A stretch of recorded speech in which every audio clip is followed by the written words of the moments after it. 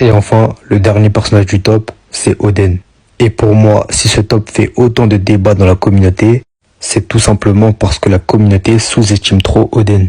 J'ai vraiment l'impression que les gens se rendent pas compte d'à quel point Oden était fort. On parle d'un mec qui est resté toute sa vie dans son pays, et Barbe Blanche Prime l'a vu, et a dit à son équipage, faites attention, il est dangereux. Un mec qui, contrairement à ce que les gens disent, s'est relevé d'un Kamusari de Roger. Et tout ça, c'était avant son prime.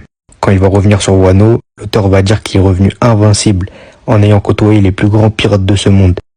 Et après tout ça, des gens dans la communauté vont dire que Oden est moins fort que des personnages comme Kizaru ou Aokiji.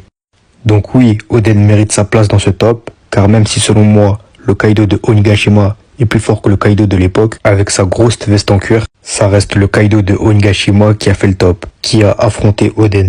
Donc il reconnaît encore sa puissance, même 20 ans après. Donc oui, ce top est totalement cohérent. Et donc, maintenant que je vous ai expliqué, selon moi, pourquoi ce top est cohérent et pas frauduleux, et que les 5 personnages du top sont 5 des personnages les plus forts de l'histoire, maintenant, on va voir 10 personnages qui sont le plus revenus pour être dans le top de Kaido, et je vais vous donner mon avis si oui ou non ils auraient pu faire partie du top. Bon, pour commencer,